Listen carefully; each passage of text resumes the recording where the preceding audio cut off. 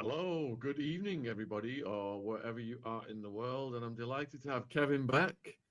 I've been on the road for a bit, and we are resuming our Saturday night series, which everyone that's tuning in, we really appreciate the community we've built here with you guys and Kevin. And Kevin really appreciates you supporting his work, clicking on his links, and reading his books, in which there are way more details than you're hearing on these streams. And I also want to give a shout out to Emma on the Imagination podcast. She's just done a 2-hour one with Kevin, Mind Controlled Culture, Why and How It Was Created. So I would urge people to check that one out as well. Now, many of you are fascinated by MK Ultra. We had O'Neill on years ago who wrote the book about MK Ultra and the Manson family chaos. And, it's just to think that our own governments and hierarchies, and in this case, we're focusing on royal, Vatican, and military mind control, that they continue these experiments to this day, and they can do the most horrific things to people in the name of national security, because if they don't have the edge on the other countries of the world, then the other countries of the world are going to conquer us, or whatever justification they've got. The communists are coming, the domino effect, that authorizes us to find vulnerable people, push them to the brink of insanity by hugely torturous experiments. Kevin was on the podcast. Kevin was talking about kids getting thrown in the snow and people getting things stuck up their noses and things put in their brains, and it's absolutely diabolical that our governments can get up to this. But anyway, Kevin is going to expand on this for us.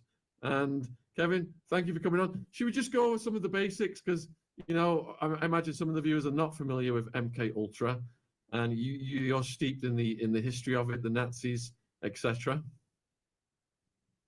Yeah, well, I mean, the term was kind of popularized, like many things, like Fort Detrick, Maryland, named after a Nazi scientist, brought over under Project Paperclip after the war.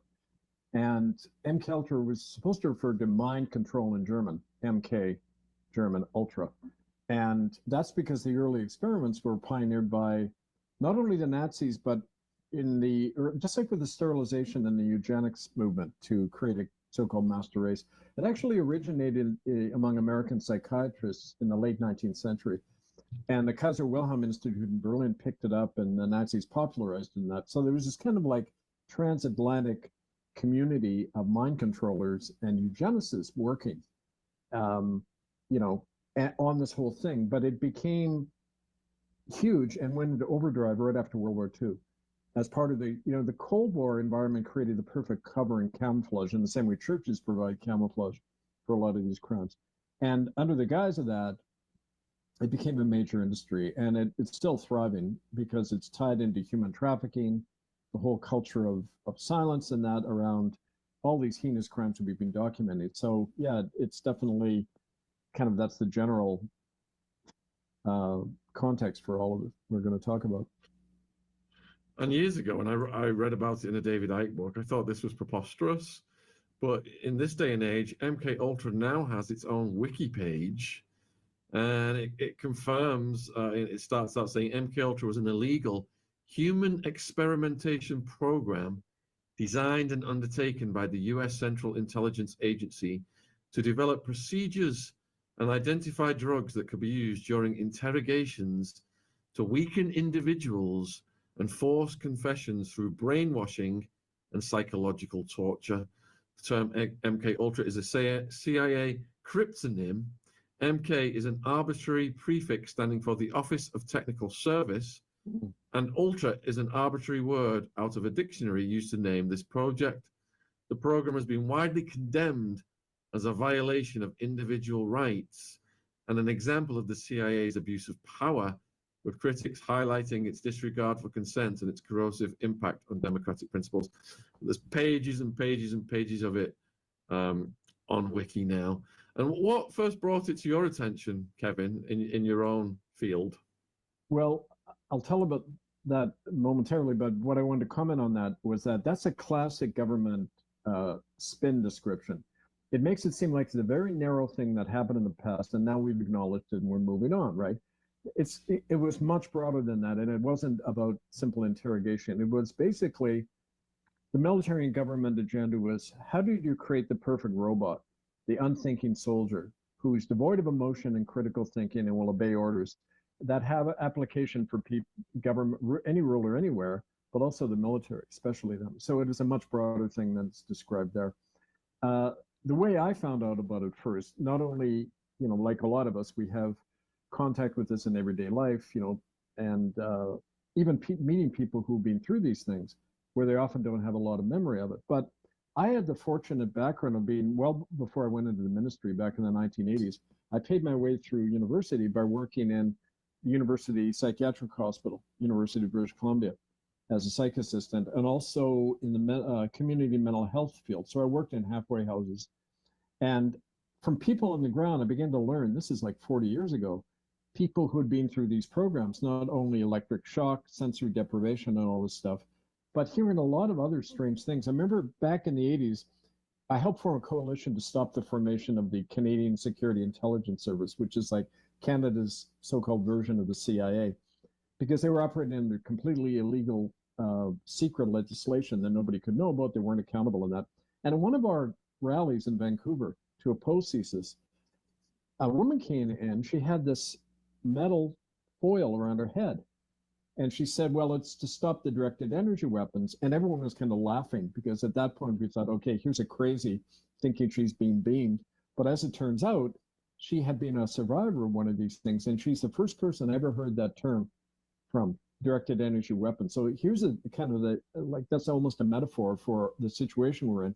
Survivors are everywhere around us. And the evidence is all out there. It's just the believability and where do you take it, when you have this knowledge. So that was a great springboard into when I got to Port Alberni and began to work with Native people.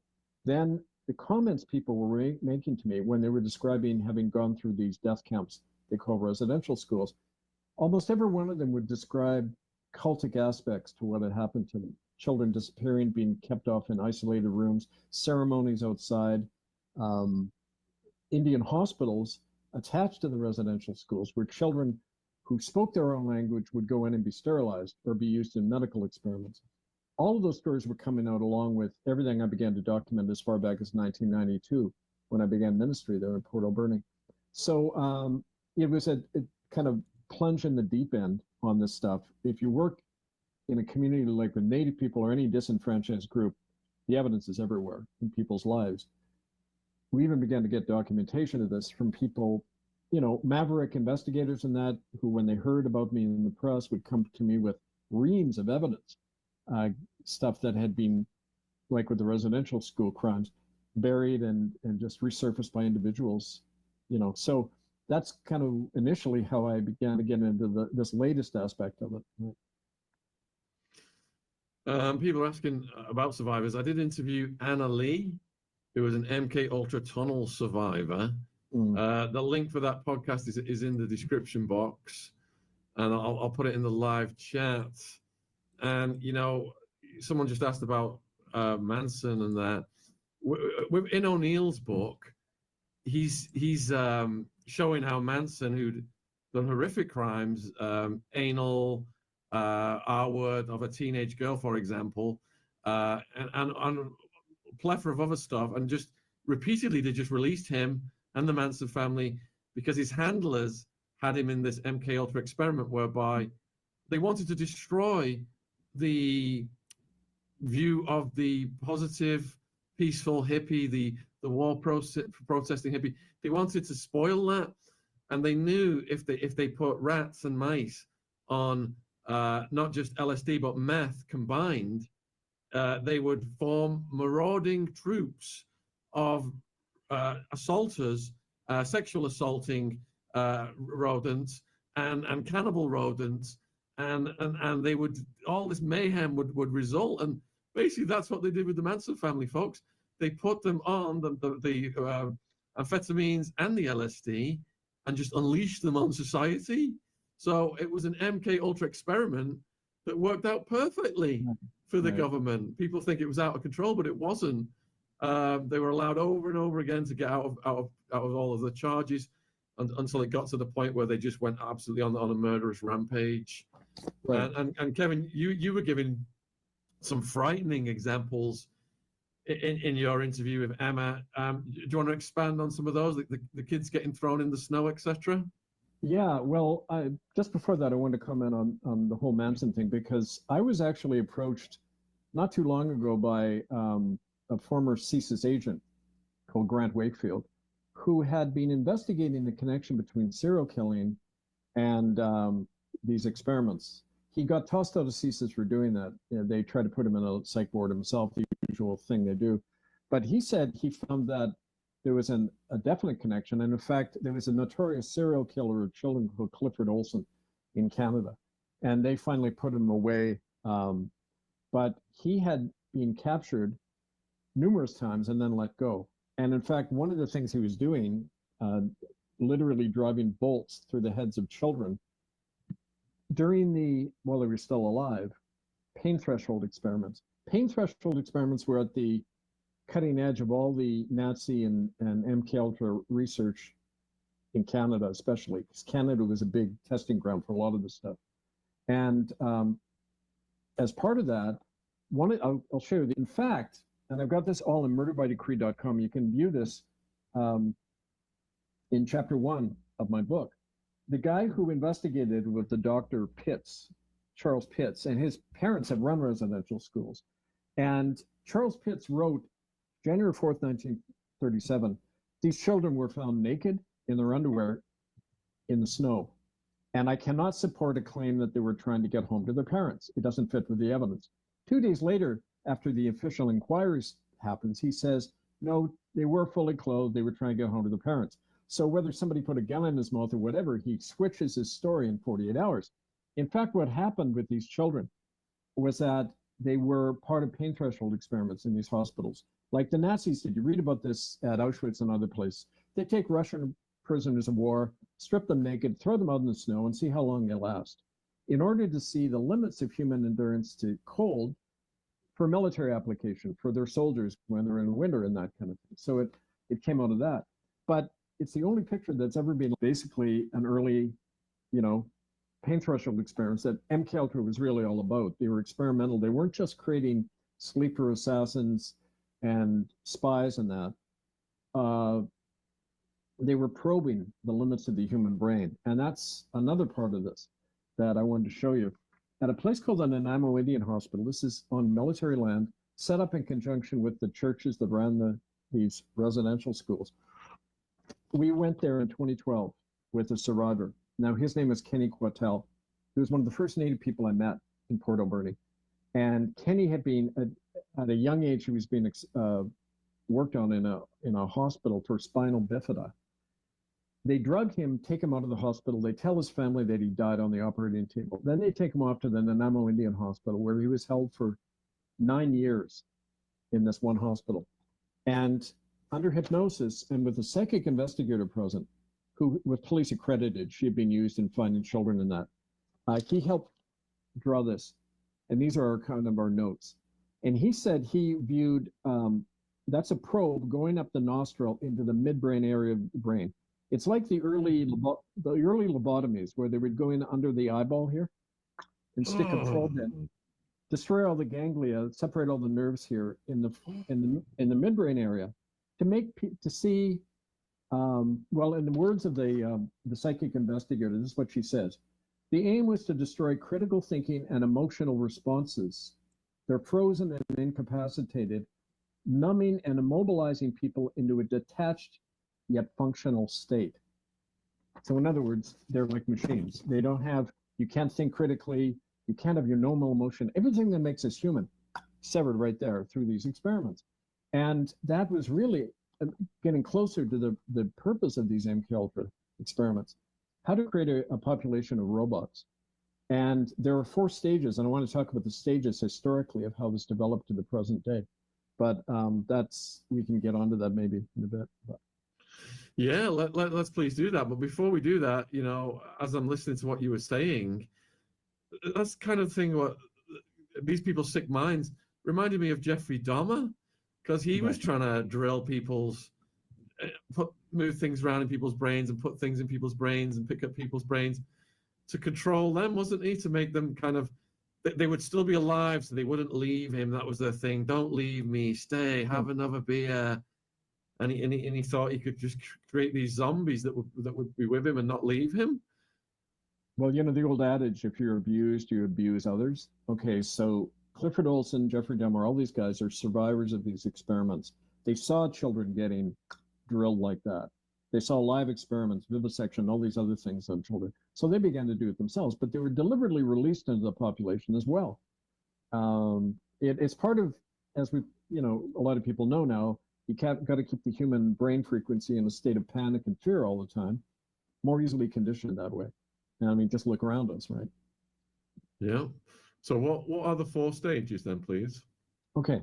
So in the early period, so we're talking like 1930s to the 60s, it's the crudest form of mind control. It's surgical. So things like lobotomies, that's where they began to come into vogue. I don't know if you saw, there was a movie with Jessica Lange called Frances, Frances, about a Hollywood actress in the 30s called Frances Farmer. And she was quite militant in her politics, and she challenged kind of the movie mogul system in Hollywood. She was always outspoken about Nazism and all this stuff. So they targeted her. They arranged a car accident where she was arrested. She had a drinking problem, so they arrested her for being under the influence. They take her to a hospital called Steilacoom. This is a mental asylum in Seattle, near Seattle, in northwest coast of the U.S., right near Vancouver, actually. And did you see One Flew Over the Cuckoo's Nest? You know, the movie with Jack Nicholson? Okay, I've read the book, yes. Ken Kesey worked at Steilacoom, and there was the place where Jose Delgado developed the first lobotomy experiments. I mean, they'd have people sitting in a circle, drugged, and he'd be going around with a pick going boom, boom, boom, boom, and lobotomizing a dozen people in 5 minutes, right? And Ooh. That's what they did with Frances. They lobotomized her, and she ended up a complete vegetable. And they broadcast that all over as if to say, which they always do, look what, you know, if you guys get out of line, look what we're going to do to you, right? And so that was the early stage of surgical, also through hypnosis, electric shock and stuff like that. Okay, those methods. But after that, by the time of the 60s, and again, don't forget, the CIA introduced LSD into the general population they ran houses of prostitution where they would pay prostitutes to lace the drugs of their clients with LSD, and then with a two-way mirror they'd film it to see the reaction. And LSD was developed by Nazi scientists at Fort Detrick and at Montauk on Long Island as part of a mind control drug, you know, to interrogate people, but also, you know, all these other purposes. And they found, okay, chemical methods work better than surgical. But they only worked in a majority of the population, but it didn't take. Drugs like, there was an early version of the rape drug called Largactil. And in fact, in documents out of the Indian Affairs Archives, I found references to the use of these drugs in the residential schools and hospitals. Largactil would reduce people to a state of semi-zombie-like state. There was a more refined version called chlorpromazine, which they still use in psych hospitals and that, to reduce people to a state of, like we said earlier, disinterest and unconsciousness, even though you're awake. Okay, but those methods don't work on everybody because they're chemically based. And the third method they came up with, which is far more effective and is used now a lot, is the electronic. Because don't forget, our minds, just like our bodies, according to quantum physics, we're all just energy waves.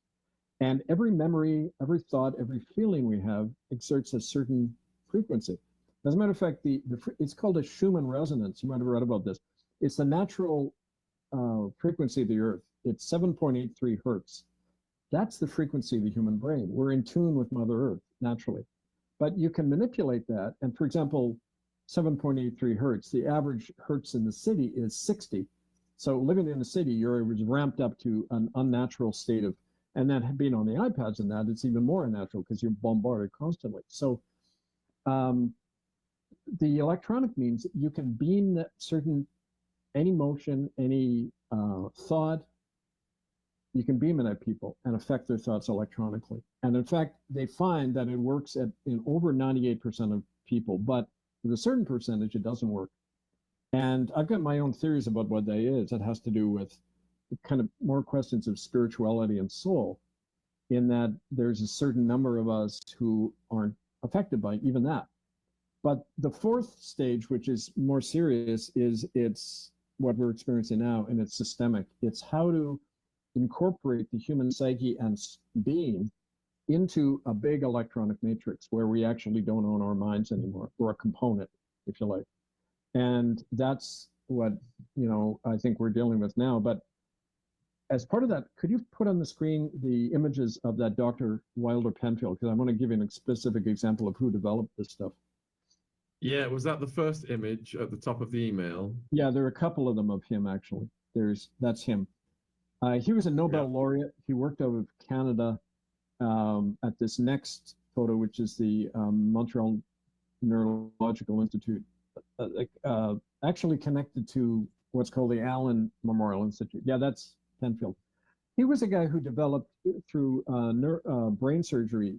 He could stimulate part of the brain, and the person would hear music from their childhood, they'd recover certain memories. So he was probing on how to control those aspects of the brain. He was one of the major recipients of CIA money.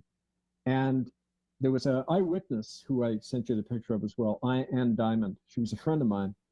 That's her name was Ann McAllister originally. She was an early victim of MK Ultra. That's her.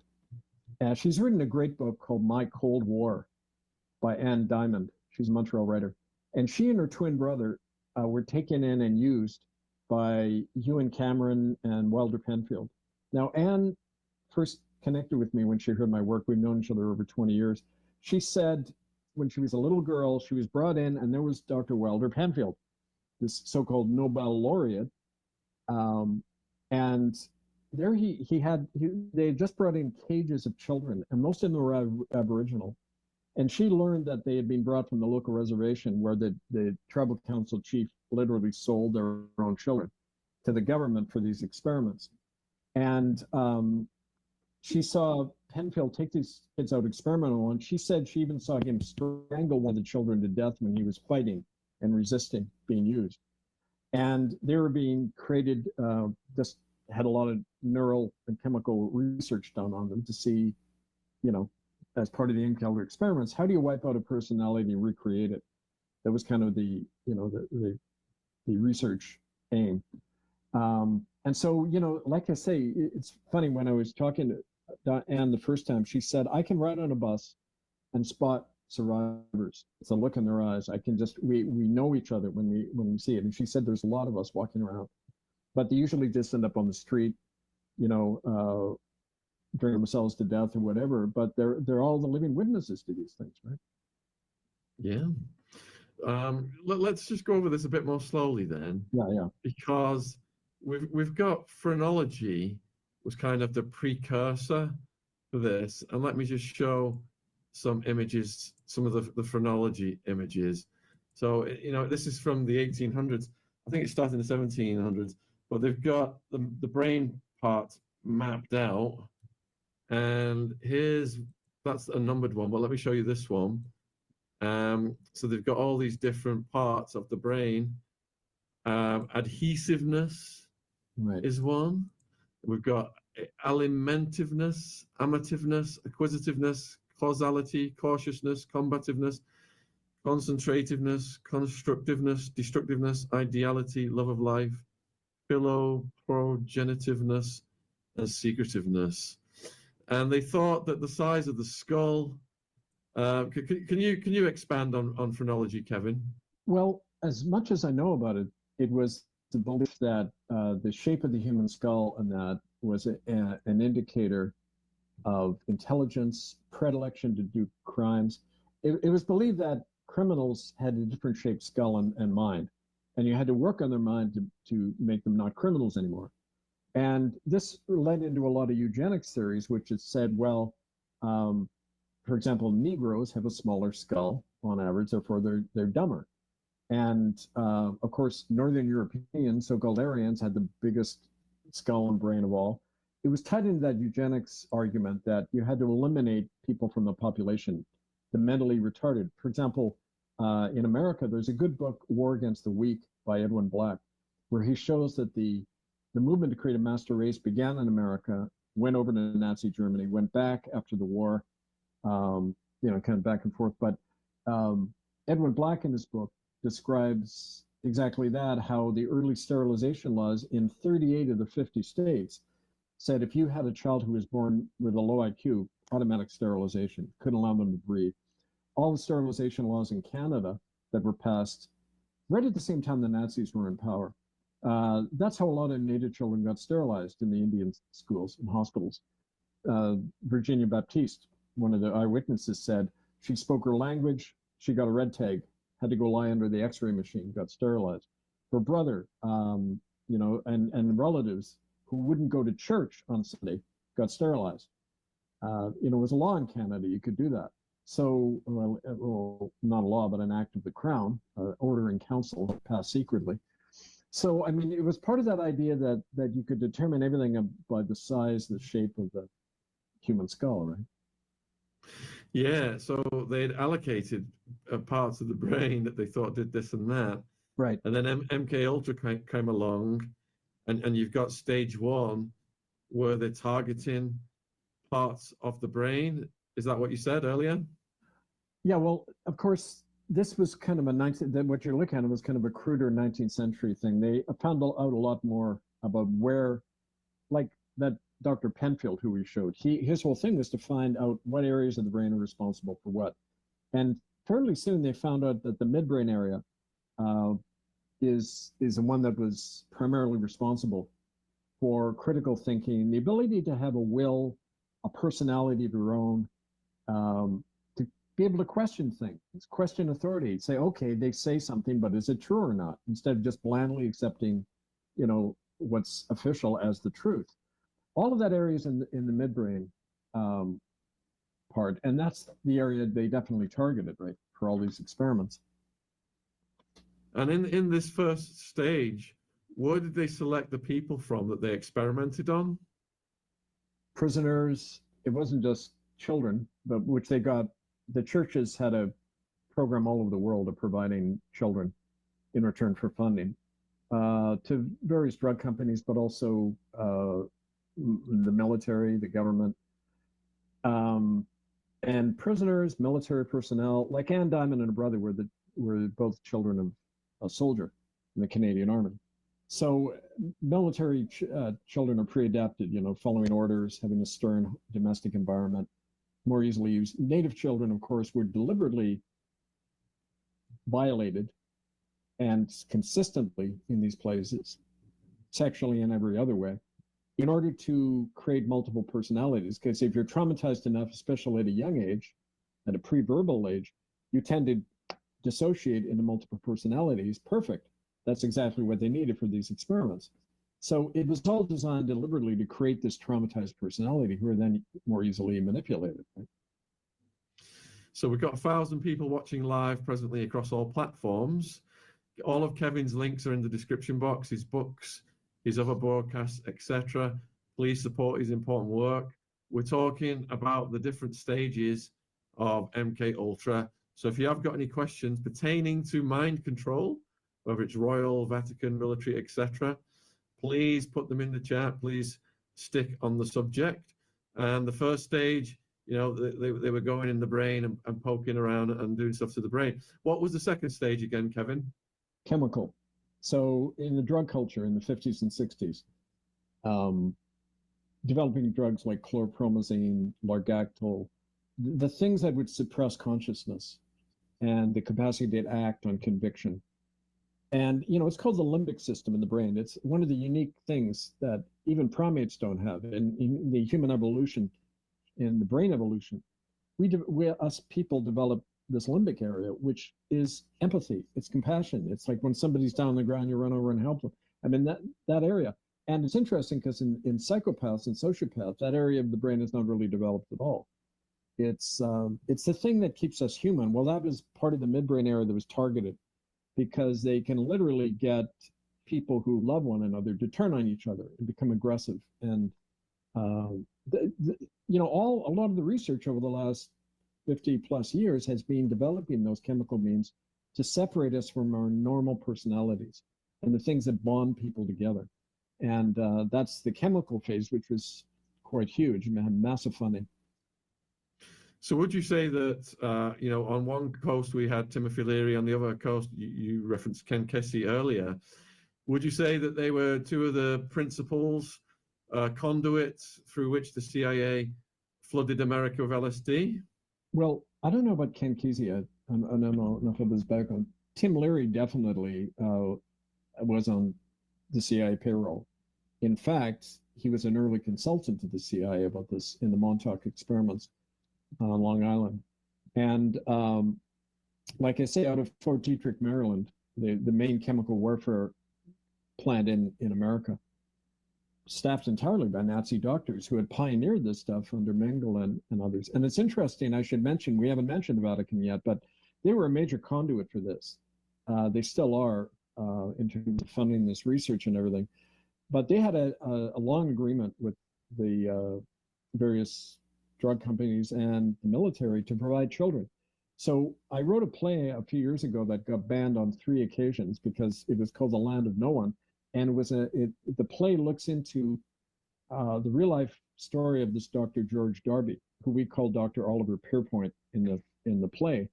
And Pierpoint's daughter and wife find out about these experiments he did at the Nanaimo Indian Hospital. And a woman, Sheila Ambrose, a native woman, comes forward and challenges him and tries to sue him. And the play is about that and about how it's being used today on all of us. Well, we first tried to develop this play and produce it on Vancouver Island. It was shut down by these 2 native chiefs who were Catholic native chiefs. And it turned out one of them, their father, had been the chief who brought children in to these experiments in the Nanaimo Indian Hospital. So naturally, you know, I kind of hit a raw nerve in their family to be talking about what dear old dad did. But every time we tried to produce this, one more time in Canada and once in the States, it gets shut down after a few weeks, right into production, just boom. And, you know, it's because we're naming these methods. And, you know, I mean, like it's been well documented about the Vatican role in bringing Nazi doctors into America, South America. Mengele, one of the women who was involved, the sole survivor of these experiments at a place called the Lincoln Park Air Force Base in Calgary, Gail Perkins. She said when she was held down and first experimented on, she saw this tattoo right there on the arm of this doctor who went by the name Heinz Lehman, although his code name was Major Bob Armstrong. They gave them pseudonyms in the Royal Canadian Air Force. But he was an SS doctor brought in, you know, under Project Paperclip. And these were pain threshold experiments. Every child in that group of 21 of them, they all died under his knife, under, you know, literally being ripped apart. And she was kept alive. Gail was kept alive as a control element to see how good the, you know, 30 years down the road, how well does this conditioning take? Gail and her husband, I sat down with them on Salt Spring Island. This is 15 years ago now. They tried to sue the Canadian government for the harm that had happened to her. The Sergeant Dan Gassot from the Canadian Military Intelligence Section flies out to their home and says, he was very sympathetic, and he said, I've been into all the files. This Major Bob Armstrong, the SS doctor, he ran all the programs across Canada. It wasn't just there. Thunder Bay, Lakehead Psychiatric Hospital, the Montreal Neurological Institute, all of these Air Force bases across the country doing these experiments. This SS doctor was running all of them. He goes back, he wants to advocate for it. He goes back to Ottawa. They get a phone call a week later and he says to them, I never spoke to you. We never had this conversation. If you ever try to pursue this, you're going to end up in jail or worse. Goodbye, click. You know, I mean, that's how quickly it shut down, because it's like why we're never sued for this stuff, because they know it's true. They don't want it in a court of record. They just want to silence it all because it's still being applied and used, right? Of course. And viewers, thanks for all the questions coming in. We will get those to Kevin. We're just going over the stages and the origins of MK Ultra. A lot of the Nazis, the Vatican through the rat line, helped them escape to South America, where they implemented these programs. They became torturers and experimenters and death squads for South American governments, all backed by the CIA, who justified it, you know, saying they were fighting the war against communism. And we touched on Ken Kesey. And the thing that brought him to my attention, because one of my favorite authors is Tom Wolfe. I don't know if you've read this book, The Electric Kool-Aid Acid Test. Tom Wolfe's a really brilliant author. And this book presents a first-hand account of the experiences of Ken Kesey and a group of psychedelic enthusiasts known as the Merry Pranksters, who traveled across the US in a colorfully painted school bus. They became famous for their use of psychedelic drugs such as LSD to achieve expansion of their consciousness. The book chronicles the acid tests, parties with LSD-laced Kool-Aid, and encounters with notable figures of the time: Hell's Angels, Grateful Dead, Allen Ginsberg, and describes Casey's exile to Mexico and his arrests. But this is how it spread, isn't it? Through these guys to the likes of the Grateful Dead, the Beatles, and then it just went all over Western society, didn't it? Right, and you know, I knew some of the guys. I was on the latter end of the '60s, so as a young teenager, all the Vietnam protests were happening. I knew Jane Fonda and Tom Hayden. They were married for a while. Tom Hayden led Students for a Democratic Society, and we were talking one night, you know, and he was saying they were all convinced that LSD was deliberately put into the anti-war movement to zap everybody out, to make everyone completely self-absorbed, forgetting about society and change and everything. And I think there's a lot of credence there, because one of the aspects of drug use is that it can have a really bad effect. Like my neighbor, when I was growing up, had a bad acid trip and he jumped off Lionsgate Bridge. It can trigger triggers latent paranoia, like all the things they're probing. You see, this is designed to probe the limits of human consciousness and how to control it, under the guise of, you know, being a hippy dippy cool guy, you know, trying to, what was Leary's slogan? Turn on, tune in, drop out. Right? Like, drop out of doing anything, man. Just lie there zonked out all day, right? And of course, yeah, the Beatles popularized it and all that. So that's the point. You make it so normalized that you don't see what it is, right? That's part of the strategy. Yeah, another book is Timothy's Leary's Jail Notes. What was another one of my favorite books, and that's of the Beatles. And here's there's a picture of the Grateful Dead as well. And like you said, that they were popularizing it. And what do you think then they learned from this experiment in phase 2, Kevin? What did the intelligence that was behind it? They ran this experiment. What did they glean from it? That the chemical means of controlling the human brain is a loose cannon. You don't know how. People's biochemistry is different. Like native people, they never drank alcohol. So when a native person starts drinking, bang, it has a really bad effect. And I know because I've done funerals of people who've died from this alcohol poisoning. Some of our own people, the cause of death, alcohol poisoning, which hits natives harder, right? Asian people lack lactase to digest dairy products. Okay, so human biochemistry is really variable. So the same drug won't have the same effect on everyone. So that's why they moved on to stage 3, the electronic means. And it gets kind of weird at that point too, because I spoke to former researchers who said that in probing, you know, using electronic means to see how to control the human mind, this guy believed that certain portals were opened up energetically in which other things came through that they hadn't counted on. And, you know, native people are very clear about this. They said, like some of the Anasazi or Apache people in southwestern US say they have this legend that a door, many centuries before the whites came, a door in the heavens opened up, and these lizard dragons came through among humanity, right? And they said by parallel, these experiments began to open up those portals into other dimensions. And an effect happened that they didn't count on, right? And maybe these serial killers that are running around doing this stuff, and this is one example of it, but the point is it's like a little kid experimenting with a gun they don't know how to operate. We don't know what the effect is on this. And I had a really very personal experience about that. after I got fired, I got a call from a woman named Larissa, and she was a psychic channeler in Vancouver. I was always skeptical about, these things. Had to see for myself and experience it. I met her at her home in Vancouver. She began to talk to me about my life, things no one could ever know about, things I never said. She was very tuned in. And she said she and two other people in her network had been reading me because they wanted to understand what this stuff was that I was opening up and why I was still alive, right, for one thing. And they said, she was sitting there holding my hands and saying, there's this device I keep seeing. I kept wondering, like, why are they so upset about what you're doing, right? About all the resources and the land. She said, well, I see a lot of oil and gas, and I see it has to do with resources and that. Okay, but there's something else. And she talked about a big dome in the Sierra Nevada mountains in Northern California. This is fairly near Bohemian Grove, okay, this same area of the state. And she said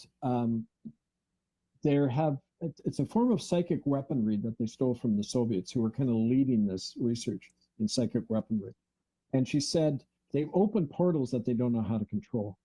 And they have to understand what you're uncovering because it has to do with that. And you're not even, like, I was stumbling across these things. I didn't even know aware of what I was uncovering, but they were aware of it and they wanted to know more. So monitoring me, keeping me alive to see what I'm uncovering, right? But also these native chiefs who were so attacking us. It wasn't just about because they were selling off the oil and gas to China and all that, which they do, and they didn't want me kind of mucking up the works by talking about their role in the residential school crimes and everything. It was more than that. It was about these controlled experiments that the Chinese are also very into through their own methods, their own history of how you control masses of people. So all of that said to me after, and the weird kind of finale to that is that Larissa gave me a panic phone call one night and said one of the other two women in our circle has died all of a sudden. And I came to her door the next day to see what was going on. And she opens the door and looks at me like I'm a stranger. And she says, who are you? What do you want? And I said, Larissa, it's me. We've been seeing each other for 6 months. She said, no, get away. I know what you're up to. Get away from me. Boom, shut the door. Like, boom. And that's happened so many times with me. People who one moment are working, the next minute as a group, not just as individuals, but as a group. It's like watching, I call it the light switch treatment. Boom, off. And with a different narrative in their mind about who I am, like something has been inserted in there that wasn't there before, even a different personality. Now, it doesn't work with everybody. I mean, like we're having this conversation right now, right?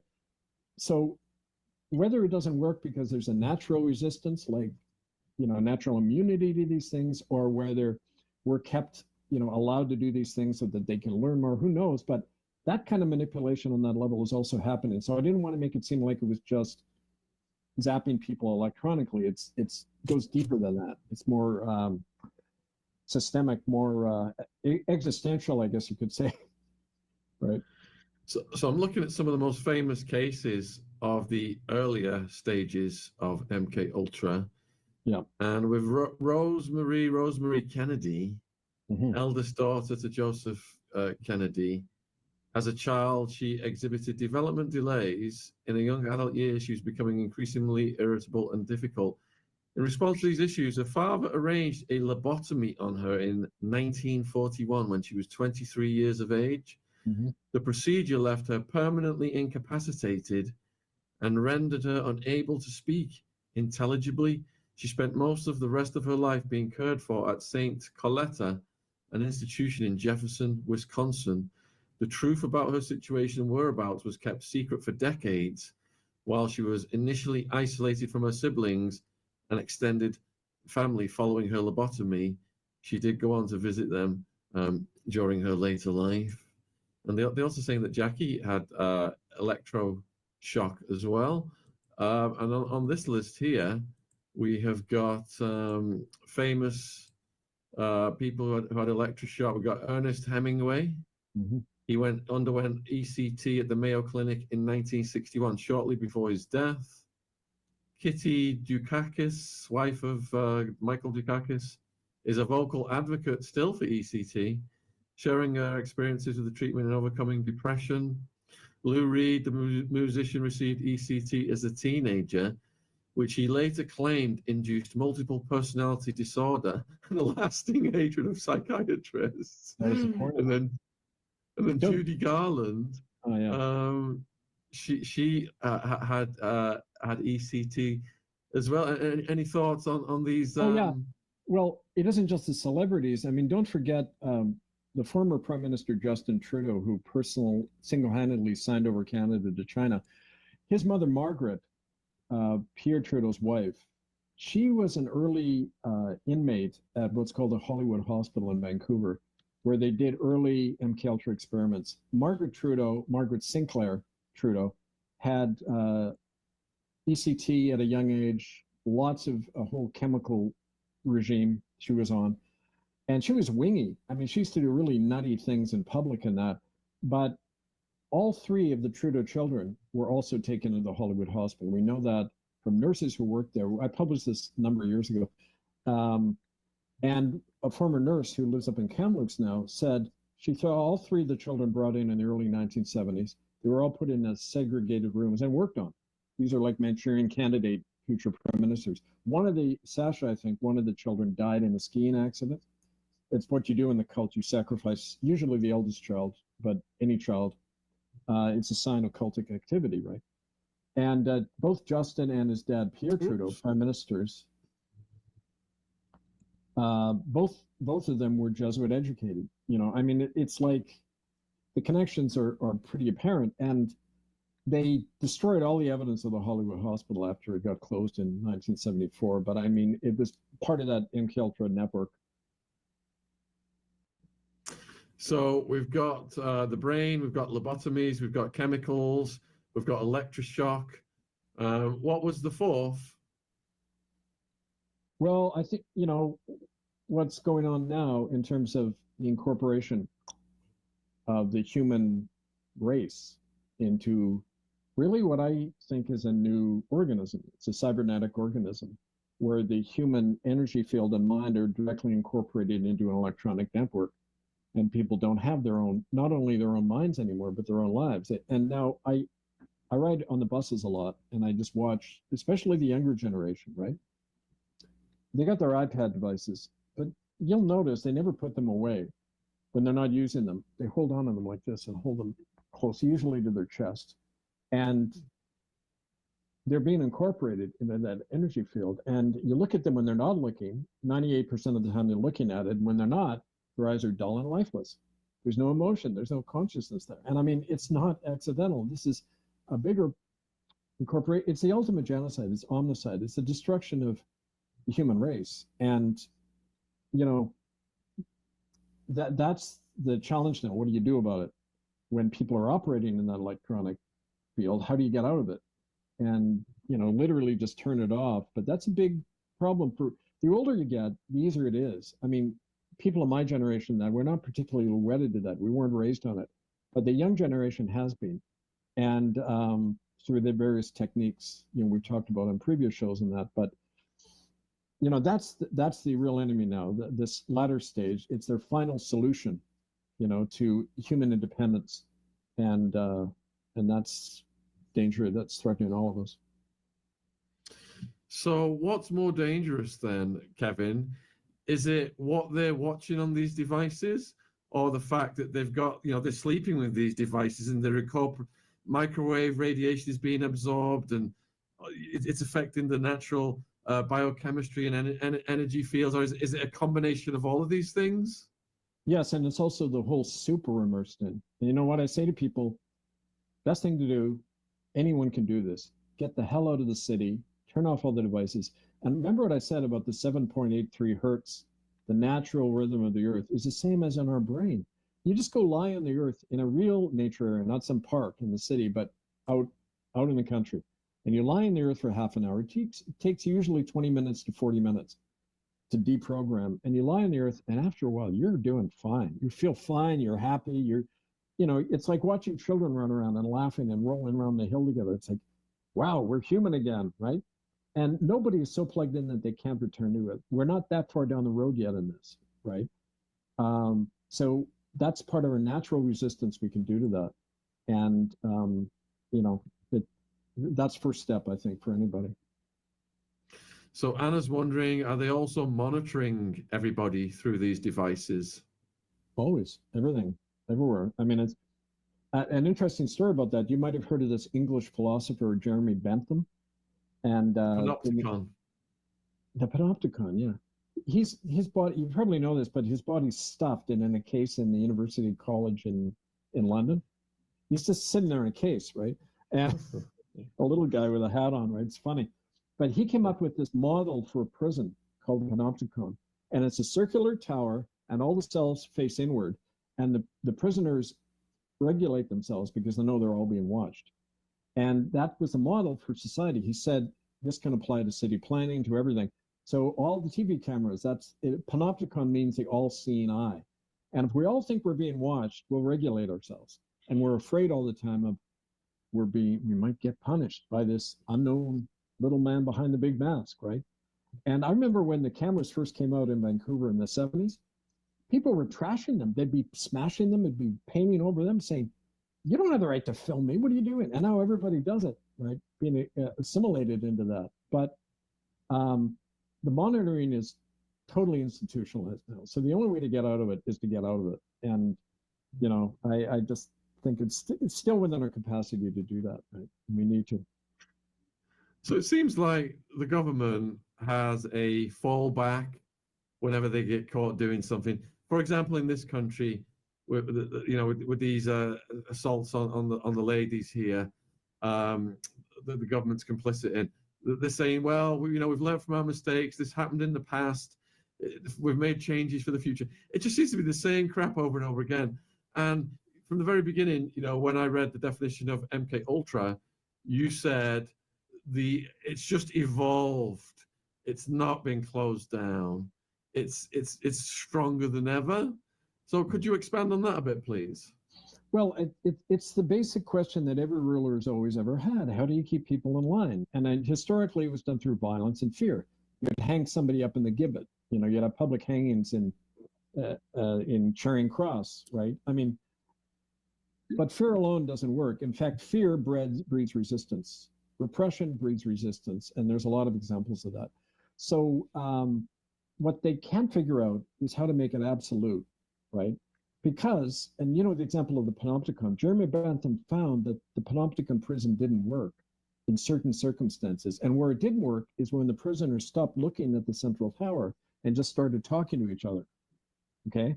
Because then Big Brother disappears and you just see each other, and that becomes more real than the all-seeing eye. And that's what they're afraid of. They're afraid of human autonomy. And that's when we do all our work with the common courts and the assemblies and that. First thing we say, turn off your device and just get to know each other. Have the human contact that people are so starved for. Everyone's hungry for each other because we're social beings. We're meant to be with each other, right? And to love each other and raise our children, just be human. And that's what they can't allow. And so the best way to stop that agenda is just do what comes naturally, be human. And they know they can't deal with that, so they have to keep the fear up all the time. And that's the first biggest hurdle to get over in doing all this work, is getting people over their own self-concern and fear, to show that 99% of fear is in your mind. These are just people we're dealing with, hiding behind the big mask, right? So do you think we've gone beyond the high-tech totalitarian control predicted by Orwell? I don't know. I mean, we're in it, it's getting worse and better all at the same time, is what I experience. People are aware now of this stuff a lot quicker than in my generation. The information's out there almost immediately, but that's also a problem because information overload tends to numb people out and make us confused about what's the one thing I can do right now to change this. People don't have a sense of that. So we try to give that to them, but I mean, it's an ongoing battle. It's like never, like I love in Sun Tzu in The Art of War, he says there's never any final outcome in a battle. There's just what you learn and prepare for the next time.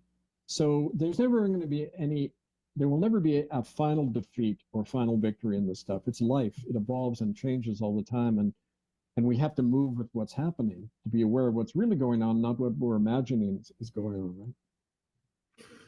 So in Orwell, then, they had something called telescreens, which are two-way devices that appeared in 1984, omnipresent and almost never turned off. They are an unavoidable source of propaganda and tools of surveillance. But, you know, if we're all now willingly just carrying around phones and we get home to our smart TVs and smart, it seems that we've gone beyond tele screens Right. to me. Well, he wrote that in 1948, don't forget. He didn't have any of this technology and everything. But yeah, it's a lot worse now in the sense that it's all individualized and all available right there. And so it's this permanent mind controlling device. Okay, that's true. And that's why people have to put them aside. We've got to, and one of the things we've started, which is becoming more popular, is go cold turkey on your iPad a week. Just try it for a week and see what happens. But when people do it, it's like coming off a drug. You have a constant urge to go back. It's an addiction. It's a worse addiction because it's affecting up here in a profound way. And you go into withdrawal symptoms, and you have to be there for people to say, okay, don't do that. Come over here and do this. Just, okay, we're going to sit down and talk or play a musical instrument or get distracted by some other thing. And then it fades. It's like when you go on a fast, in the first 2 days, it's torture. You want to habitually keep putting food in your mouth, but then after a while, you get calm and you feel better. And the toxins are being washed out of your system and you say, this is a hell of a lot better. And that's what we go through when we're detoxing from these electronic devices. But we don't have a community. We'll feel we're all on our own, and it's almost impossible on your own to overcome this. It essentially is. You need the help of other people. And that's why we form these cell groups of 3 or 5 people to say, okay, you know, we're going to get together regularly and just help each other. You know, like you do in any survivors group. That's how we brought out the truth of genocide. We had the survivors groups get together and bolster each other up so that we wouldn't get crushed individually, right? Yeah, I watched a neuroscience lecture. I attended one, and the woman presenting it, she had brain scans of people, normal teenager brain scan, internet addicted teenager brain scan, and schizophrenics, and showed how the brains were connecting the neurons. And the kids with the internet addiction had the same patterns as the schizophrenics. So it's changing our physiology. Yeah, it is. It's horrible to watch. I mean, you know, I was in an airport rarely the other day, and there was a little baby, like maybe a year old, in the little stroller, and the mom had put a little screen. They have these carriage screens now that you can put in. So, I mean, the human brain doesn't evolve, it doesn't grow like that. It needs sounds and human interaction, and you're creating. I don't know what you're creating because we haven't even seen yet. Like, what's the effect of doing that at age 1 or 2? Like, there'll be vegetables, there'll be like machine components, which is, I guess, what the agenda is, but it's horrible. So we've got a question here. Let me just get it from Olivia. Do you think desktop computers are as bad as phones, or are the phones worse? I think the phones are worse in terms of the effect we're having them, but it's the same addiction. It's like when I was growing up, our idea of a dystopia, of a Orwellian future was everyone being controlled by the same source of information and communication, everyone being plugged into one source. And, you know, that's what we got. People can't imagine there being knowledge of anything outside the internet, right? And don't forget, it came in the late 90s. And between, I think it was 1997 and 2004, internet use went from 5% to like 85% all over the planet, just metastasized everywhere. So it's changed the way the human mind works. It's reduced knowledge to information. And knowledge is not information. Information is just one aspect, but there's emotional intelligence, there's intuition, there's everything that makes a human mind such an amazing thing, right? And it's trying to narrow that down so that we understand things only in terms of information, and that's absurd, right? So is there a link between Wi-Fi and loss of common sense? I mean, does Wi-Fi, being in a Wi-Fi field, affect the brain? Yes. Like I say, it goes from about 8 hertz to 60 just by being in the city, and about 10 times that by being around a computer. So normally 8 hertz in your brain is now 600, 800. I mean, you can't think normally. You can't even have calm feelings. People know this. I'm not telling people anything they don't already know. They experience that being around this machine. So if you're on the internet an hour before bed, it's hard to sleep, right? Don't have it in the same room. Don't look at it as soon as you get up. I mean, otherwise there's no escape from this madness, right? There's no escape. All right, get your questions in, folks. I know we've got quite a lot backed up. I'm slowly going through them. Got almost 1,500 watching across all platforms. And please support Kevin's work, all in the description box, his books, his other broadcasts, etc. Thanks for the super chat, Basil, and Jojo. Shell wants to know, because yeah, we did mention in the title, Royal, Vatican, and military mind control. So let's perhaps expand on that. Shell's asking about the Jesuits, Jesuit mind control. Well, they were, I mean, the Jesuits historically, of course, were formed as a secret army to kill Queen Elizabeth I, actually. That was their first mission, but in 1580 something, time of the Armada.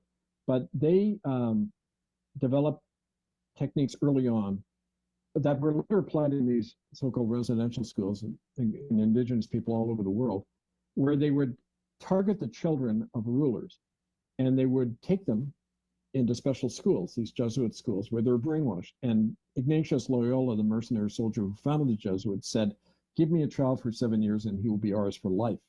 That infamous quote, right? So their mind control techniques started, centuries ago. And they were on the cutting edge of the new techniques, right? So Jesuit universities, Georgetown University in Washington, D.C., all of these Jesuit-funded universities, if you look at the MKUltra research, it's always happening through these Jesuit colleges, right? Also, they became a strong financial power. So large banks like HSBC, Citibank, Bank of America, heavily Jesuit-controlled, and they're the ones funding a lot of the research and the military projects that had a keen interest in developing these electronic weapons. If you look I think in England they call it Jane's Encyclopedia of Military Weapons every year, and something like a majority of the weapons now coming out are all electronic.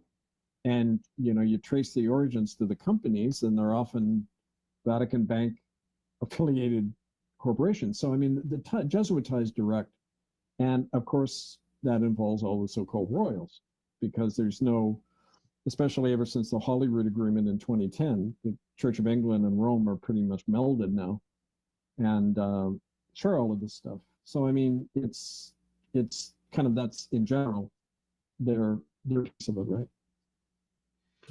So if you look at the experiments that they've done on soldiers over the years, does that tie into what you're saying? Yeah, well, soldiers were a main guinea pig for all of this.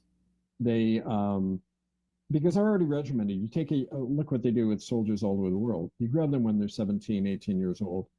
That's when the human mind is most susceptible to conditioning. That's why all the kids on the iPad now, it's bad sign, right? They get them at a young age. They target and market these things for young people, right? To condition their brain at a young age so they can't live without it. But soldiers are the same way. They're preconditioned to obey orders. I mean, we've seen all these movies about used in atomic testing, and in all the experiments and that. And like I mentioned, and my friend Ann McAllister, her dad was, as a soldier, he had survived World War II, messed up. He had electric shock treatment. Right after that, his 2 kids are brought in and used. So it's all in the family. It's like a church community, culture of silence. Nobody learns. Military, the army, and churches are the best mediums for doing these experiments and control. So yeah, they're top of the list, right? Yeah, the nuclear test they did on their own soldiers. Was it in New Mexico where they had them stored at various distances?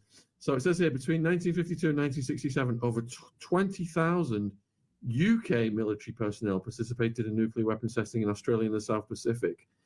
Conducted as part of the UK's nuclear program, involved the detonation of atomic and hydrogen bombs as well as radioactive experiments. Oh yeah. Veterans and their families reported health problems linked, and I bet the government denied that as well.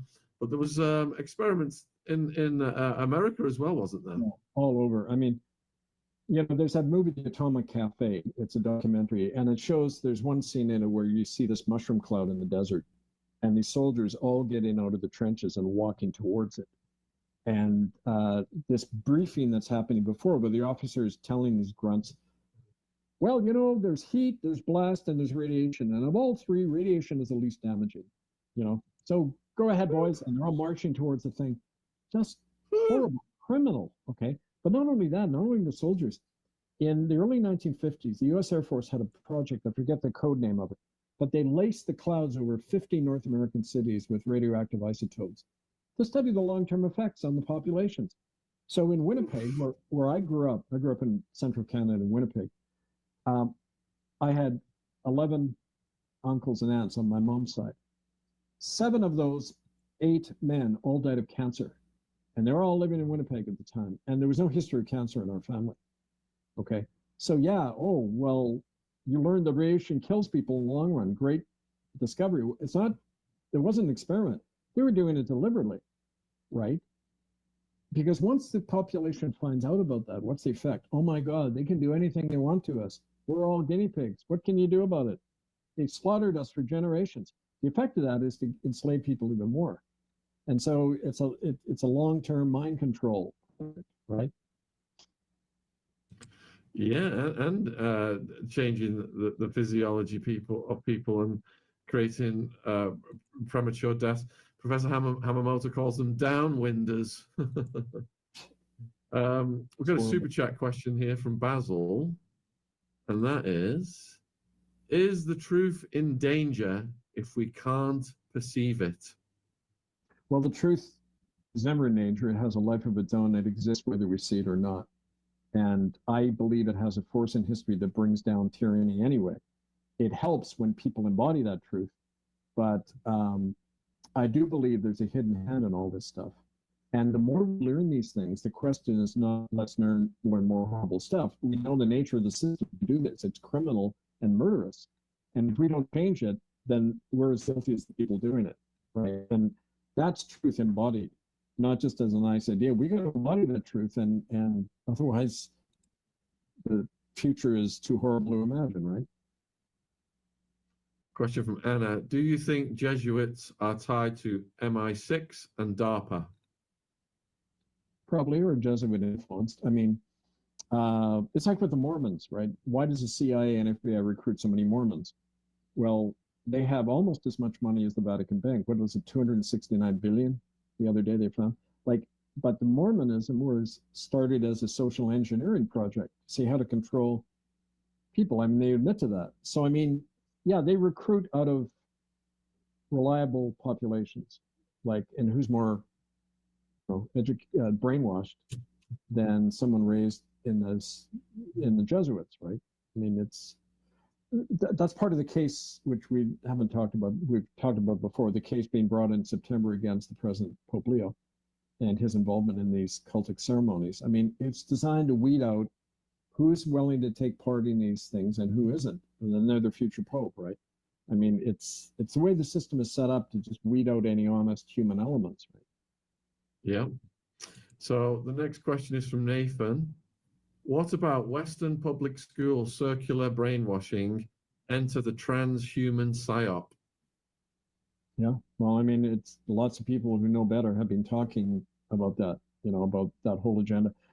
Transgenderism and all that. I mean, I just came across this new evidence on the west coast of Canada showing how all the United Church camps are actively recruiting children, and one of the first things they teach them in these camps is you have depression problems because you think you're a woman, you're a young girl, but in fact you should be a boy. And it's being propagated by the Ministry of Children and Families in British Columbia, the government system, by the RCMP, by church people, of course, and the police. They're all saying the same thing, and they're rounding up children who have depression problems and sending them in these special United Church camps. That's the church that tossed me out, but it's the United Church was set up as an act of parliament in 1924. It's an arm of this, it's a state church. So all these programs, they're all funneling to all, like the octopus, into all of its tentacles, right? All right, next question is from Pearl's World. Were any Australian children used via the Catholic Church in mind control? Oh, I'm sure they had a field day down there with the indigenous people. Well, that came out during the George Pell trial. Remember that Catholic cardinal who got booted out as part of the faction fight between Bergoglio and Ratzinger? But one of our people who then vanished, unfortunately, Georgina Cameron, she had documented this about how Native children were being brought in en masse for the same experiments. You know, there's a lot of affinity between Australia and Canada in the way Indigenous people were, you know, wiped out in these places, right? I'm sure there was a lot of parallels, yeah. Susie wants to know, what's the real name of the Hollywood Hospital in Vancouver, please, Kevin? That was its real name. That was the only name it was known by. And a lot of the stuff that was online about it, of course, is swabbed out now. But we make some reference to it in Murder by Decree, murderbydecree.com. And it was called Hollywood because a lot of the dignitaries like Bob Hope and Bing Crosby and people who were on the CIA payroll, they were, Walt Disney was another, they came up all the time, you know, to hold benefits, you know, to raise money for the Hollywood Hospital and that. So yeah, it had that connection too. God, we could do a whole show on this next question. Do you think they have changed the music frequency to change people's behavior? Well, that's interesting you asked that because Anne Diamond, my friend in Montreal, who's a survivor of Van Kelder, she was in a group of children and it included Leonard Cohen, a Canadian writer, songwriter. And he was also being programmed. And when you look into that, what was that book written about Laurel Canyon, where, you know, all these top singers, they all died of, quote, suicide. Their dads were all in the military or in CIA. And getting the musicians on board with this project. Like you pointed the Grateful Dead and people like that earlier. Yeah, the music frequency is a whole part of this programming. So there was a big focus on singers and songwriters, especially in the 60s and 70s, to be part of that program, even if they weren't aware, I think, that they were doing it, but at least programmed to do that, like Anne described when she saw Leonard in there. Yeah, we've had ex-Satanist Zachary King on twice, including part 2 yesterday, and he was talking about the emergence of Kid Rock and what Kid Rock had to do to get famous, and the message that's portrayed through the lyrics. And from my own research into the prison industrial complex and the school-to-prison pipeline, you've got huge financial companies like BlackRock have got investments in the private prisons that get like $60,000 a year of taxpayers' money per person who goes into the prison. And then you've got them investing in the same rap entities that are glamorizing the drug dealing lifestyle, the crime committing lifestyle. You got phonies like Rick Ross, who was a prison guard, who stole his name from the real Rick Ross, who I've interviewed, who was a importer of the white powder, and just putting videos out there.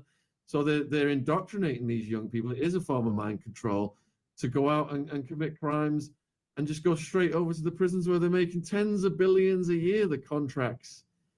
And it's predominantly young people, drug offenders, filling these prisons, the lowest hanging fruit. It's obscene.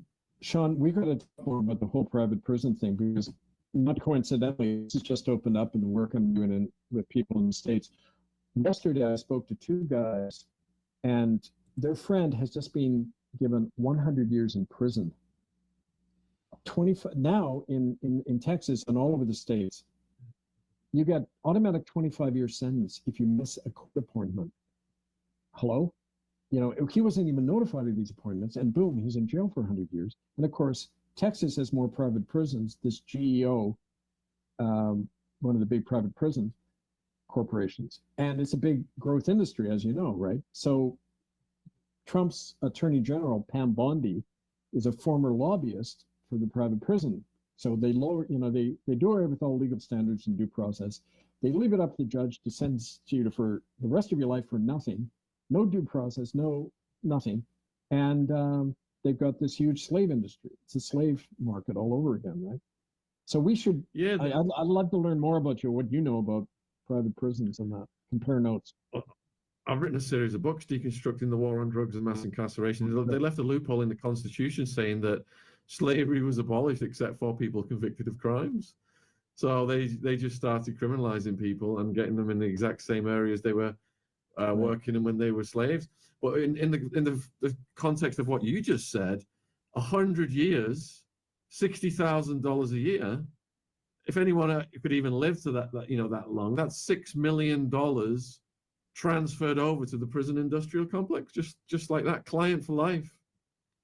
Now it's obscene. Now this GEO and the other big corporations, they're lobbying the government for tax exemptions, and so they can just operate like the Vatican, right? It's a law unto themselves, and these guys who are being targeted by it were all part of doing common law education workshops, and every one of them now is getting picked up on nothing, right? This one guy there was a gas explosion on his land.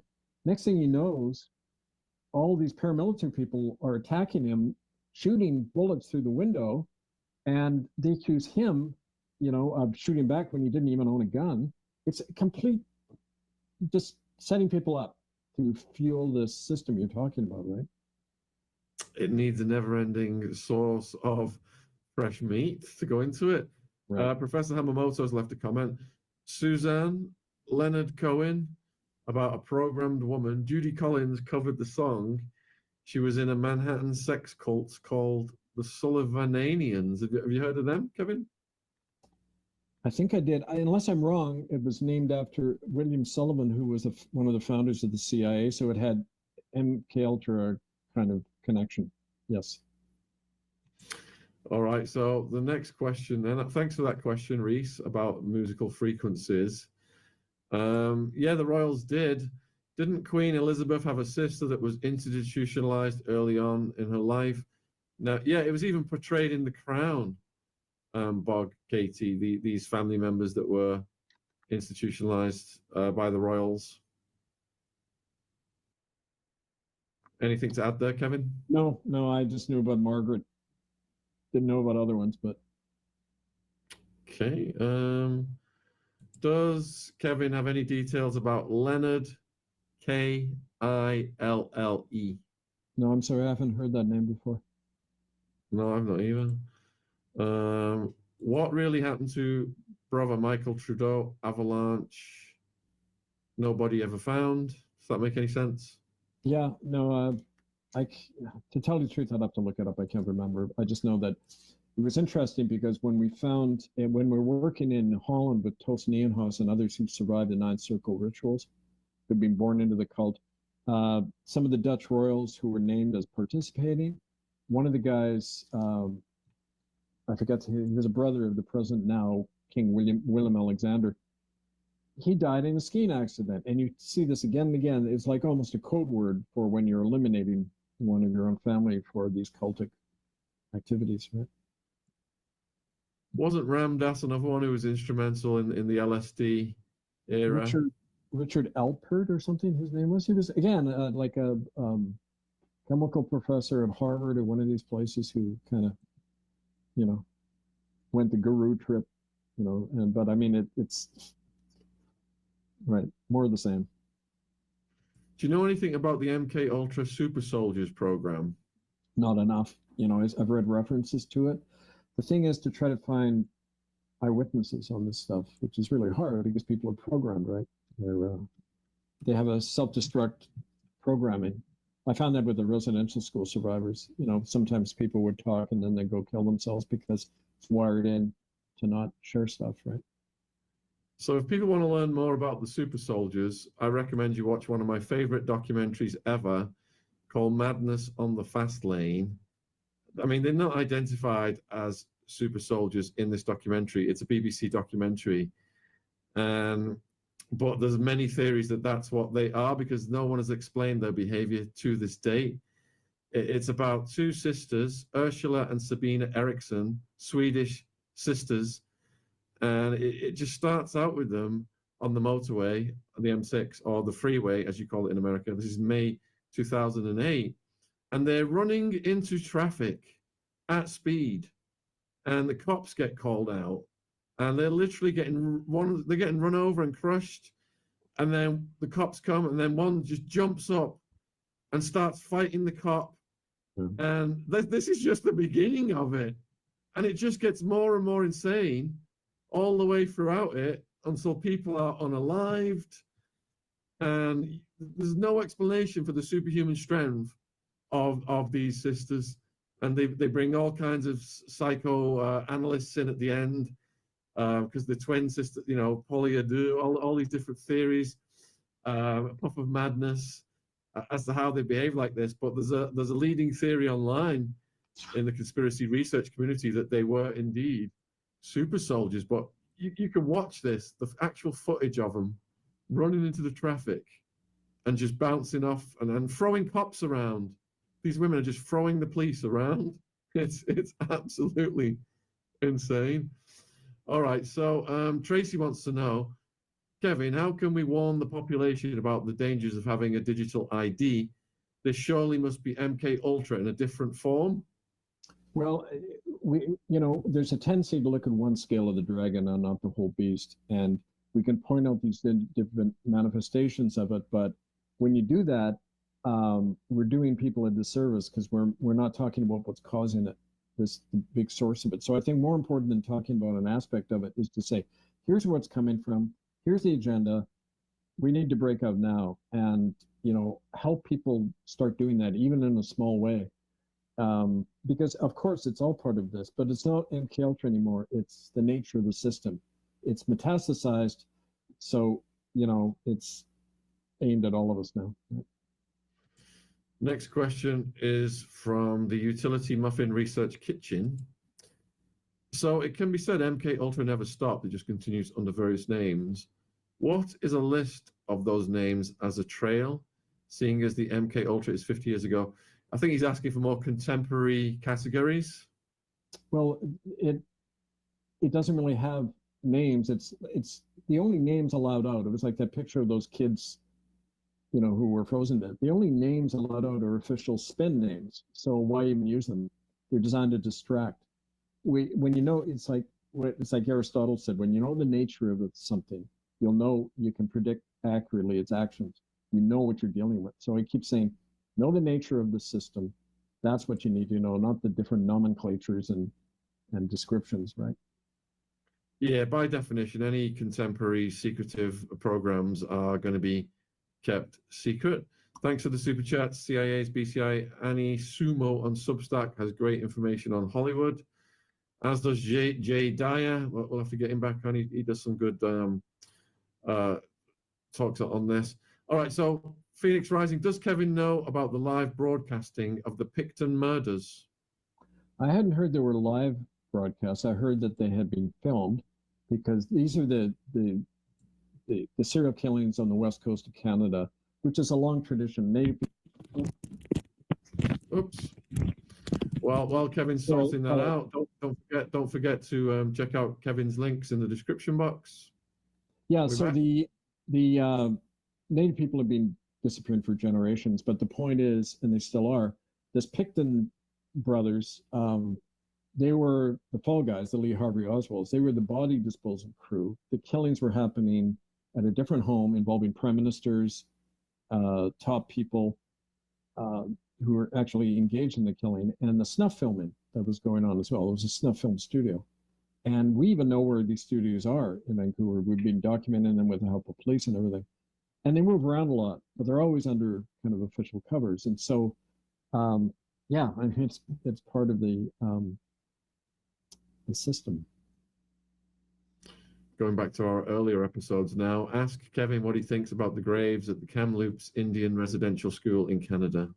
There were mass graves all over the country, including Kamloops. We documented 22 of them. I mean, what do you do with 60,000 plus bodies? You incinerated a lot of them.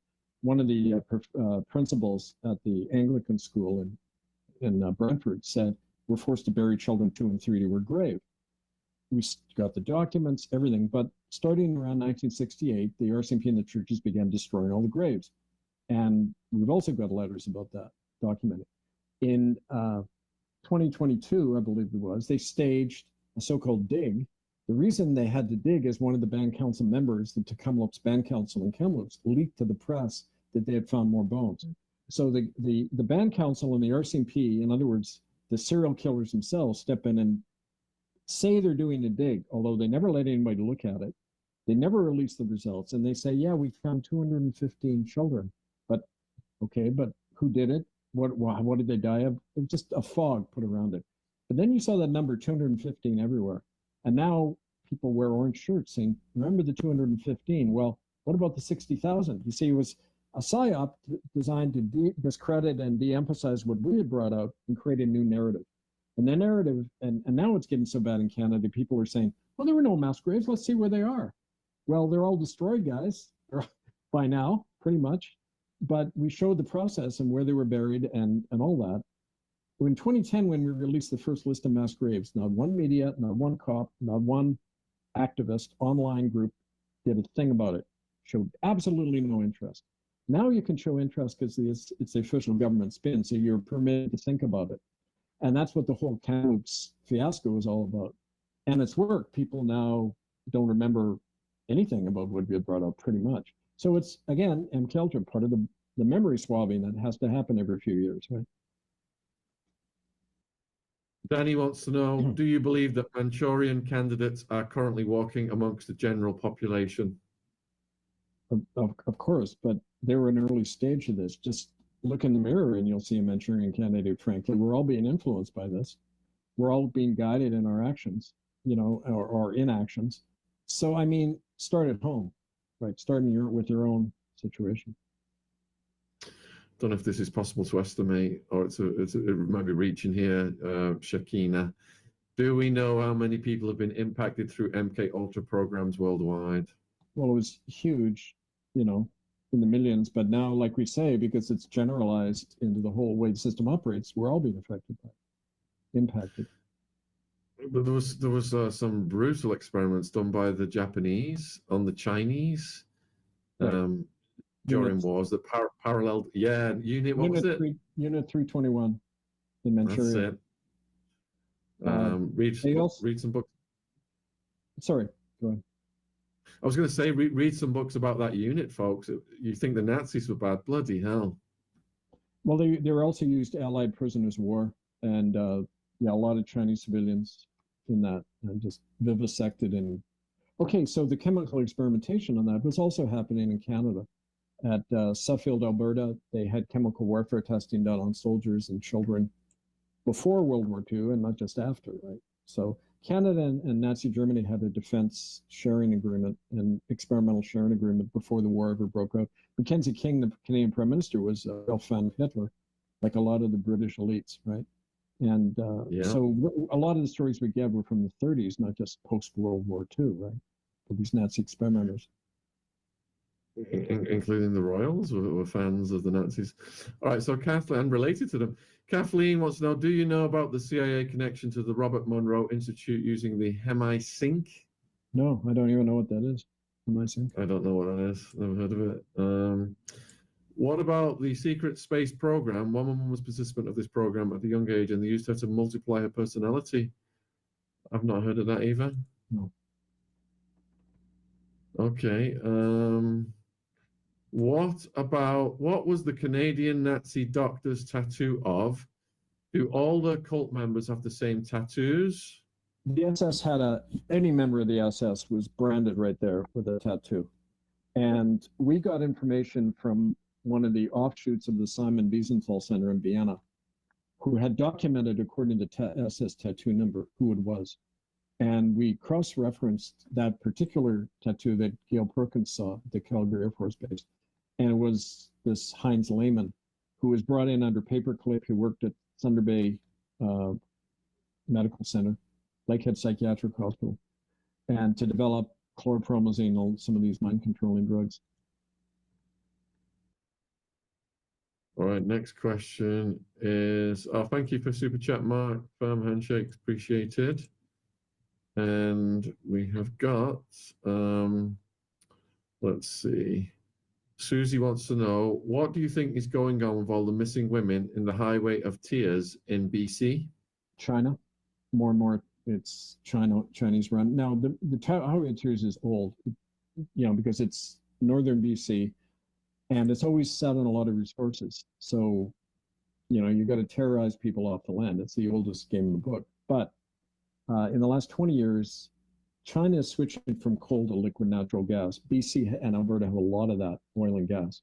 Some of the biggest oil reserves in the world are the Alberta tar sands, which is now pretty much Chinese owned, thanks to the Trudeau and previous other governments. They even stationed their troops up there. Now we know, because we've documented, and it's one of the things we're documenting right now, is the terror campaigns against whole native families along the Highway of Tears. Because if you look where the liquid natural gas sites are, they're all along the Highway of Tears in that area between Prince Rupert, the Superport, China-owned Superport, and Prince George across northern BC. So it's money, but it's also the continuation, of what has been going on, where local native chiefs will traffic their own children. It's one of the things they've got to do to stay in power. The native chiefs are also the ones signing the big oil and gas deals with China directly without going through the Canadian government. So it's all that, more and more. And I know for over a quarter century, I've worked, going back actually almost 40 years, half the people you meet on the street, homeless native people, they all say the same thing. We got driven off our land by our chief in the pay of some big company, and now we're living down and dying here on the street. I mean, it's institutionalized. Has Kevin heard of the Lonnie Landrud case in BC? No, but if that's the right spelling, I'll check it out. Has he heard of the telepathy tapes involving severely autistic children? Not specifically, no. So Teresa, not Teresa, where is it? I had a question here. Oh, Lottie. Lottie wants to know if the people running these experiments have a conscience about it. She's saying these people are intelligent, influential, and academic. Don't they, have a conscience about what they do? Conscience is relative. I mean, the most religious people in the world are the people more prone to kill than an atheist, and that's just been proven, in tests and everything. Conscience is completely flexible and according to your own cultural values. I mean, they found most of the guards who operate in death camps, they're completely sane people, and they love their children, and they go home at night, and it's only a small percentage that are psychopaths, because we haven't evolved to the point where the human life of a stranger is equally as important as our own life. And until we get to that point, of course, you're going to have this stuff by humane people. So we got to redefine what good and evil is, right? These are morally ambiguous terms, I think. Tashelle is asking whether some native chiefs are compliant. All native chiefs are compliant. Now, all government native chiefs in Canada operate according to the Indian Act, where they're not citizens, they're wards of the Crown, they're trustees of the government, administering Crown land for the Crown. They don't last 3 seconds if they go against that. And I know, because I worked with a lot of these guys, they're the ones dealing the drugs on reserve. They're kept in power by the government. So you can't operate. It's like being a Catholic bishop or whoever. You don't operate in the system unless you're part. The people on the ground, the traditional elders, they're the only ones who have ever worked with us, and they can be gotten rid of very easily. So that's why these traditional people don't tend to be public, right? Natalie wants to know, is MK Ultra turning a person into a slave by enslaving their mind? Yeah, but in a way, sure it does. But two things on that. You want to have, it's like hypnosis. It's hard to hypnotize somebody if they don't want to be, unless they've been so battered and weakened. It's like an immune system, a mental immune system. If it's down, you tend to get sick. But so there has to be some compliance. It's like in our talking circles, we always say, you're never a victim. You're always cooperating to some degree with creating your own situation. You can always say no. You can always fight these people to the death. If you choose not to, you're an architect of your own situation. There's no them doing it to us. We're also doing it to ourselves. But the other thing is, and here's a bigger question I always have, Why do you need to mind control the whole population? Because by the system, 90% of people are already compliant. So really, what is the purpose of mind control when they've got people pretty much under wrapped already? And that's an open-ended question. I don't have an answer for that. Maybe people have their own thoughts about that, but I'm in a way at it. It's kind of redundant when you think about it, right? Well as controlling the masses, are there other objectives such as creating assassins? I mean, if you look at Saran, Right. wouldn't that be a case in point? Yeah, functionally they serve that purpose. I'm not saying they don't, but the extent of it, the massive amounts they put into, like with the iPad devices and everything, is it just about money? You know, which in our culture, it usually just comes down to a question of money, maybe because it's so lucrative. They get all those devices out there, and you know, to hell with the effect on human beings, right? Like with any corporate product. So, Clarissa, I'm interested to know if this also involves the Doukhobor children in BC in the 50s. Yeah, they were arresting the Doukhobors were a pacifist Christian group, and they didn't believe in vaccines. They didn't believe in getting into the system, so they got heavily targeted by the RCMP. They were arrested. They were treated a lot of the way like Native people. They're put in special schools, and you're frozen there, Shaun. I just want to make sure we're not frozen. Did you hear all No, that? I'm fine. Your internet's a bit iffy, but we're fine. We're fine. Keep going. Okay, well, so Doukhobors were treated a lot like Native people and targeted, you know, in that way. But it's interesting. I knew some Doukhobors in central British Columbia, and they told me that their early settlers around the 1920s were told by the government and the Indian agent that if they would get land, if they could produce a certain number of fingertips from local Indians. So, you know, title land was guaranteed by proof that you had killed Indians and bring in their ears or their fingertips. And that's how the Doukhobors got their land. So, I mean, you know, white settlers, you all participate to some degree, right? Early on. Wow. All right, folks, we've got 20 minutes to the hour. Please get your final questions in for Kevin now. And don't forget, if you want way more information on these subjects, Kevin's written tons of books, 20 plus books, and he's got other broadcasts, links that are all down there. So Carol MK Ultra in the tag. Hi, Kevin. Did you hear about Mylene Hebert, a survivor from Quebec? She is 41 years old now. She tried to go against the DPJ Director of Protect of the Child. Could you help her? There's so many stories like this I get every day, cries for help. Yes, absolutely. You've got my email there, angelfire101@protonmail.com. Just write to me, get her in touch with me. We've got people in Quebec who work all the time. You know, so yes, please contact us.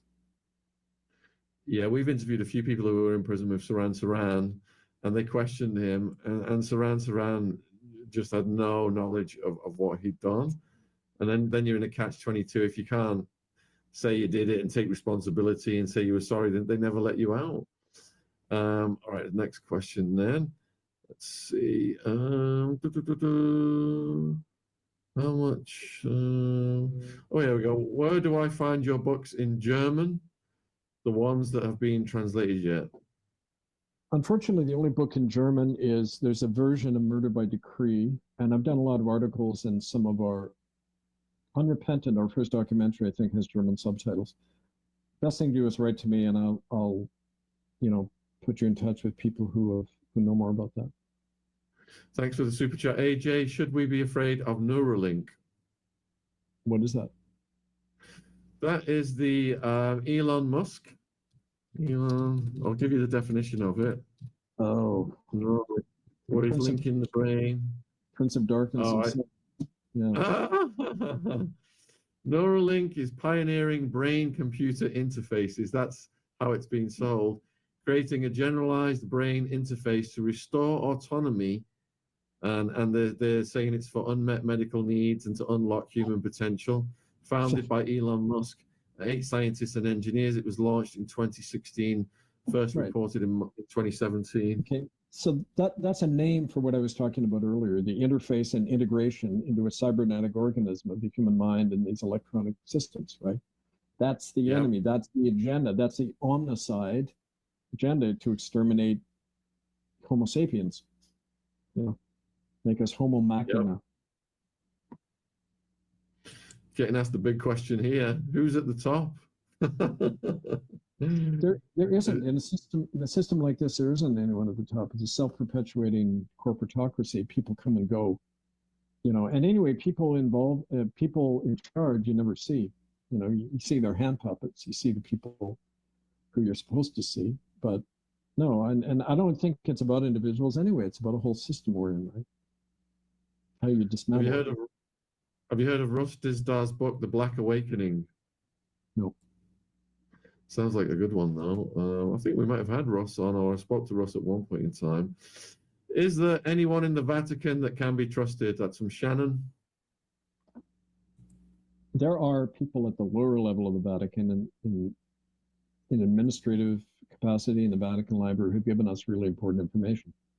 Like this latest case against Robert Prevost, Mr. Leo, where apparently, and I haven't seen this, the court prosecutor has, but it'll come out in the court trial in the fall, that there's an actual log in the secret Vatican archives showing the Ninth Circle ceremonies going back to at least 1870 with a list of all the participants. So yes, insiders provide us really important stuff.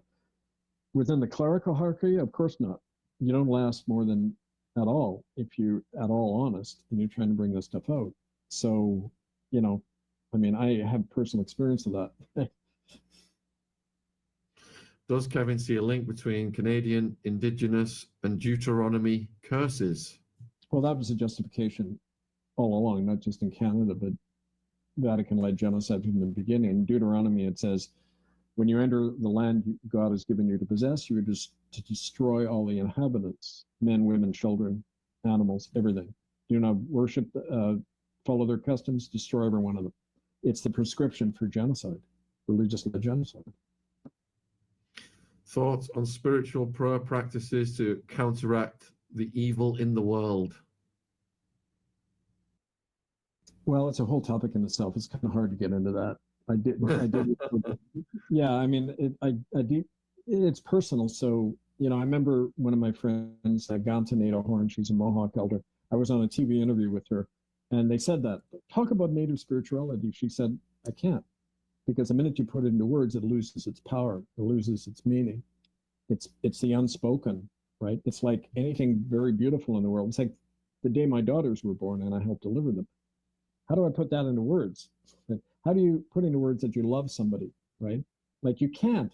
Great evil and great goodness can't be described. And that's why I think trying to writing a book on spirituality, I mean, it's commentary. It's like the difference between the wind and the weather report describing it. You know, the wind you just experience, right? Breath, pneuma, it comes from all of us, but you know, you can't. So I don't even start there. But I'm alive because of my own sense of that, my own, whatever you want to describe it.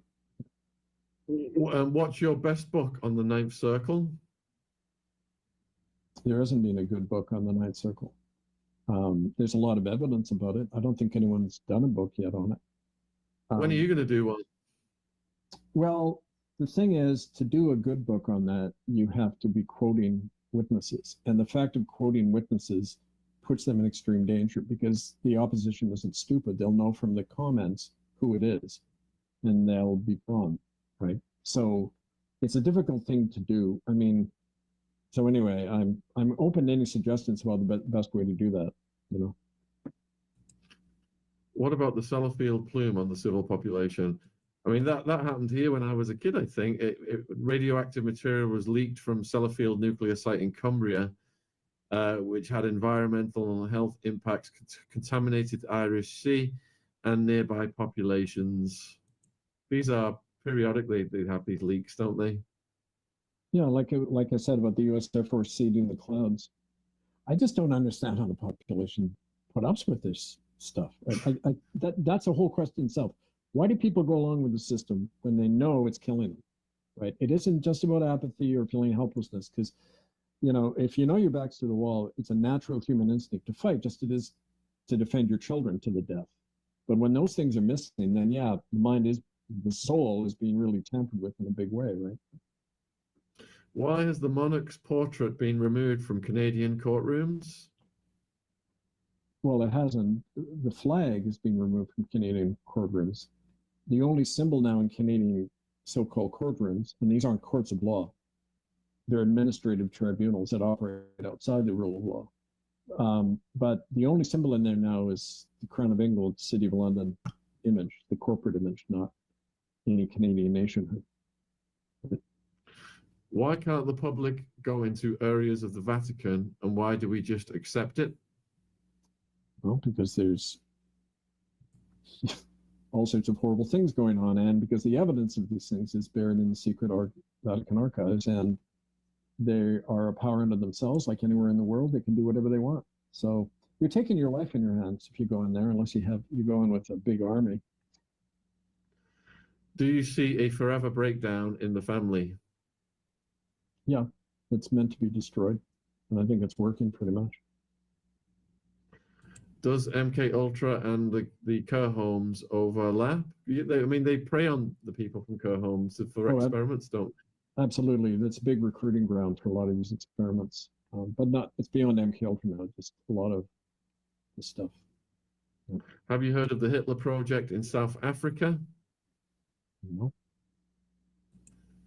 Do you think there will ever be justice for those experimented on by the US government? Good luck. Justice as in what? Like the system defines justice as you get a monetary settlement and you're gagged. That's not helping you, that's helping the people who did it. So there is no such thing as justice in the system. And there's no accountability. That's why you got to get out of the system and create your own justice. That's our whole philosophy of the common law courts. You get a monetary settlement if you're lucky. They try and tie you up with law for years and hope that you die. Yep. Before you get your settlement, as we've seen with many of the soldiers who claim to have Gulf War syndrome. They just tied those guys up. They died prematurely because of the exposure to certain things. And that's the strategy. Yep. Yeah. Professor Hamamoto was the best-selling novelist and academic Umberto Eco read into the Vatican agenda. I don't know. I mean, what's that book he wrote about the monks? I liked it, but I was kind of naive and stupid back then. The Name of the Rose, was that it? It's about this watch the movie. Weird activities going on in monasteries in northern Italy and that. So who knows? Yeah, I don't know. Really creepy. Have you been on Professor Hamamoto's channel yet, Kevin? No. Well, I think that would be a good collaboration. We've known Professor H for a while here, and he's a friend of the channel, and he's in academia, and his specialty is like the CIA infiltration of academia and controlling the population for music and stuff like that. We need to talk. I think that would be. I would love to see you guys do something together. We've answered all of the questions, Kevin. Is there anything you would like to say in conclusion to the viewers? Just that you got all my contact info on that, and we'll keep you updated as fall approaches with this new court case and new talks I'll be giving around. And 3 areas that I'm working on: the West Coast transgender trafficking thing that's coming out right now to church camps, the private prison campaign in America, and of course the court case in Europe about the present Robert Prevost. And I just urge people to go beyond talking and thinking about it, taking action. There's a big new network forming in England to support our work, and so contact me and we'll plug into all that. Thank you. Yeah, and if you guys want to watch a follow-up video, we've got Annalie, MK Ultra Survivor. I'll put that one in the chat as well in a minute. But I'll huge thank you to Kevin. I'll let you go and I'll close the show. And I hope to see you soon, my friend. Take care. You too, brother. Thanks, Shaun. Cheers, Kevin. Thank you. Bye-bye. All right, guys. So MK Ultra Tunnel Survivor Annalie. It's absolutely mind-blowing. I'm putting it in the live chat right now if you want to watch another video on this subject. If you're watching it on replay, it's also in the description box. It's at the top.